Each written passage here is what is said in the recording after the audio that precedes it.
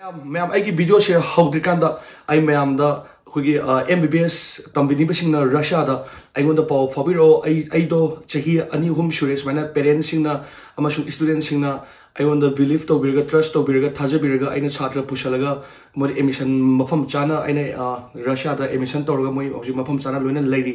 आई more than 15 students मु आई पाव फाबिरो पदिगे आई छात्र ट्रांगा मु लै अदो आइगिदी ऑफिस ती लेजदे आइगी इमुंगदा आइगी युमदा अखोगी अहलमन सिंगा अखोय बाबा होय अदुगा पाव फाउंड बिरकन अदुमाने आइने पुशन जबने अदो मैमना इंटरेस्ट ले बिबा मेडिकल स्टूडेंट सिंग अदुगा हतक निट थाग्रबा सिंग हतक की चही गिदी लै छात्र सिंग अदुगा हतक थागदौरिबा सिंगदुना अखोगी बिफोर अगस्त की ममांगदा आइगोंदा पाव फाबिर और रशियागी मेडिकल तंबिनिबा सिंगना आइगी वीडियो दा मैम लासे मैम थगचरी मैम नुआइबिरी मैम आई ngasi su मैम द ब्लॉग अमा खुदोल तमसगे आई ब्लॉग से दाव याई हाइदर अखोय से दाव यादब नुपादो ओइदरो आई खंग्रे अहानबदा आई टेंशन यामना लैरमेबको कईनो हार कंदा अखोयगी ngasi से आई फ्लाइट नेबको आई दो सिटी अमदा चलुबनेबको आई दो मॉस्को दगी आई मफम दा हनगदा हौजे मॉस्को की एयरपोर्ट रेबा दोमोदा देबो एयरपोर्ट नेबा हौजे अखोयगी नुंगदांगी पुंग केनोगी फ्लाइट ने आई से पुंग केनो बाय हौजे पुंग मरी मखागी मरी मिनट कुन फ्लाइट ने अदो अखोय से nganta di laebako अखोय पुंग अमा मखाय मोगल ममांग दि लैरेब सिदा एयरपोर्ट अदो कमाइन तोगे दा अखोयगी अखोय टिकट पासपोर्ट से पीर कांदा अखोयगी टिकट से पीरक तबने आई मानब समर का आई अहमद का अमा एराब मचादो मागी दी टिकट पीर कांदा अखोयनी की टिकट पीरक तबने दो टिकट पीरक तिसे कईनो हागा नुपी नो केम हारक्रे सिमा माना अहमद नुपी अमना लैरमेबको माना इसना असोम की काउंटर चलो ना दो वाई सानरोन हाय असोम काउंटर चल कांदा मोइना हाइसे ngasigiदी नोगी फ्लाइट से याररोय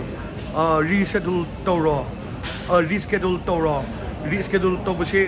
हयेंगी पुंग तरेट का लै पुंग नुंदांग लै एना करिगिनो यारोदिसे कई प्रॉब्लम लैरगे अदो एडवांस होना आइसु खंगदे फजना वारी सानरे अदो मोइना हारे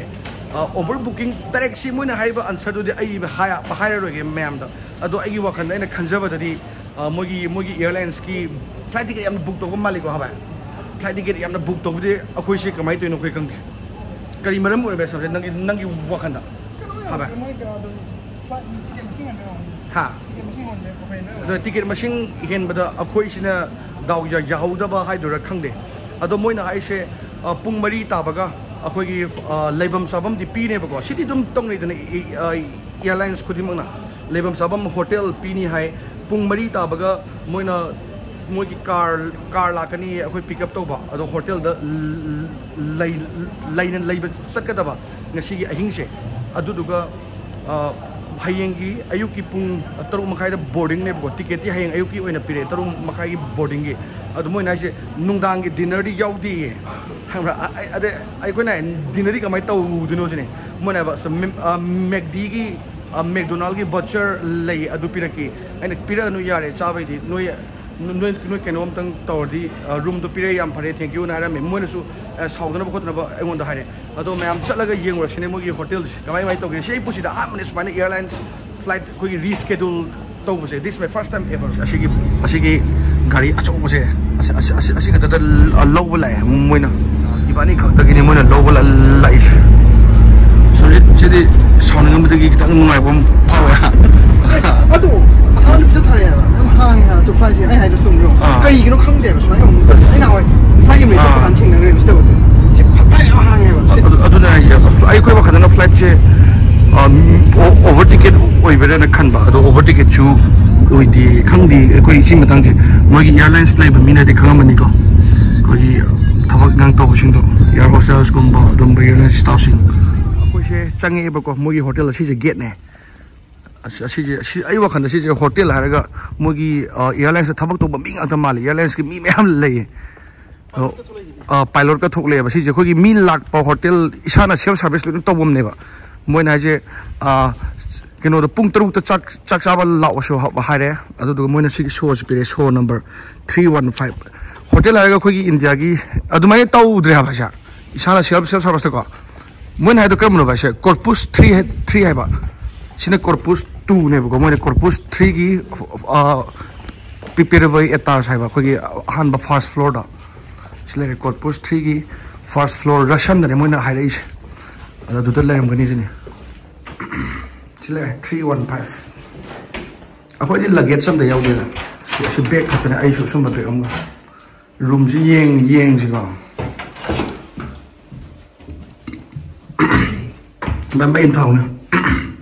asi so ma lai so ke system le yeng si ko sa mai si no washroom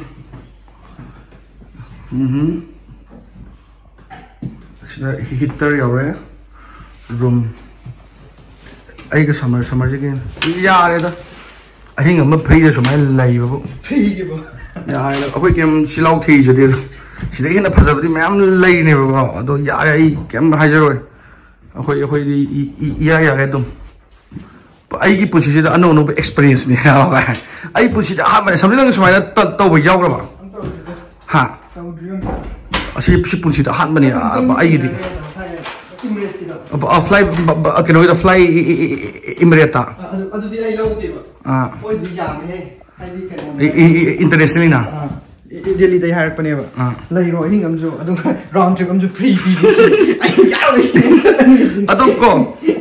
ashumaina thengna ba se ko ai han ba oi jata so ham da hoi si je khoi airlines ke problem budi leram gani ba ado akhoi imana ba ahmad to khoi ahum lak mina ba ne ma de sa khre ba mana manung gi flight ticket flight manung thare ba mana di sumaina ul e ba flight mi yam hange ba ado si maram chap sa ba di khoi adu mutang ne khang de ba ko akhang ba air hostess yaw ba kamen sa thada bram ai su khangong na ba ado ko passenger sing se ai gi han ba thengna ba ne sumaina ai di haipetang sounding ba phawe ai ngai ai di kitang sounding ba wakhan da ko adu ngak wai sanare haipet lang khan ba tap to ko asi aina soiba mana soiba wan do ai bap ti tai ba problem ma lai ba gini haibadi adu ngak tang ba sounding ba phawe ya kaino ga na pa sa bela pa ko si passenger na sumaina phawe ai passenger amo oina ado ai khangi airline su nungai mo haiba ai passenger amo oina kitang aham de kitang nungai ta ba sounding ba di phawer me ai di aduna bu ai ji pakhat lai adu last tam na mo gi problem do phasna ha kan ai ai ka phare ka su ka di hayang thok aru ba mi sing lai boy tari sounding ne ba chum ba thok aru mi lai bo oi tari mi ana ek sa boy tari ko adu ai gi di ta sina aru ba do mathali sai ge no mane ai gi di kamai to da akoi mana ba ahmad akoi hum se khoen halaga pulap samin na duni ba ko magi car se ahmad ki car do airport kham mine ba airport ki khoi se muk chat tuni ba ai ai laifam du da mu car da mu ado adum ba problem budi le ado ka shu ka jen khalle akhoi dum excuse to the mugi problem le mani ko hana ado passenger amagi saita han ma da kitang first time ta ba ni ko kitang kainom de phawe adu tar su ka shum da ka akhoi se hotel dagi thokle ba ko akhoi room du dagi pung manga tare ado Moscow se amu inge ayung ngata je yamna inge adu ko nung din namuk sabi ne tawris